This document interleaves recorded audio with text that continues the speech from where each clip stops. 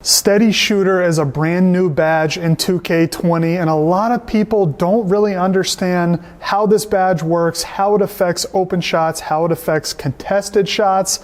And we're going to dive in today and see really what this badge is all about. Now, if you've watched our badge tier series videos, both Wolf and Swizz have ranked Steady Shooter pretty far down the list. I think it was a tier 3 for Sharps in Swizz's video, and Wolf had it all the way down in tier 4 for lockdowns. And we've seen a lot of people in the comments say, Cody, Steady Shooter is a great badge. We love it. You have to have it.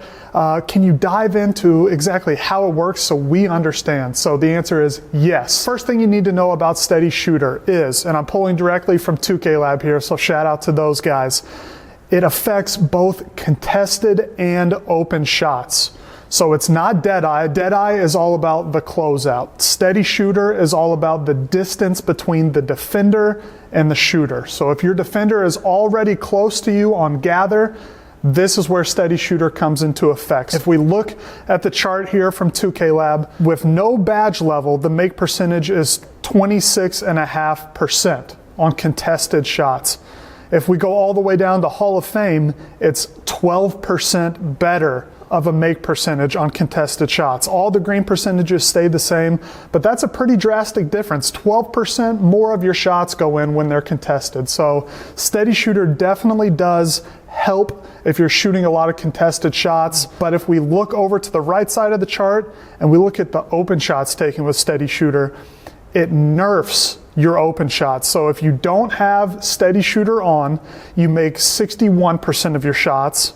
If we go down the chart here, 54 for bronze, 53.5 silver, gold is only 52, and then back up a little jump, Hall of Fame, 55%. But the green percentage decreases drastically as well. 30% with no Steady Shooter badge on your open shots, and then all the way down into the lower 20s for your green percentage if you have Steady Shooter on. So I think I would have to agree with Swizz and Wolf here. For Sharps, maybe tier 3. If you're shooting a lot of contested shots, it could make sense, but I think you could really allocate your badge points into other areas. Check out our badge tier series video if you're interested in seeing what badges we recommend for Sharps.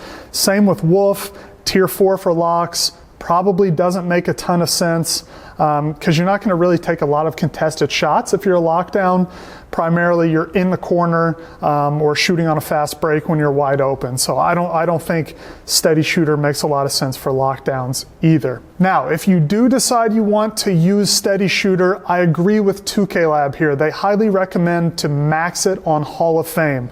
So that gives you the 12% make percentage increase, but you will still see a pretty drastic difference in your open shot green percentage as well. But if you're going to use it, you should go all in, use all your badge points up to Hall of Fame, and it's really going to help your contested shots. So if that's your play style, and I think in the park it could work quite a bit if you're shooting a lot of leaners as a shot creator, or even as a point guard it can make sense. A stretch if you're trying to shoot it in people's faces above smaller guards guarding you.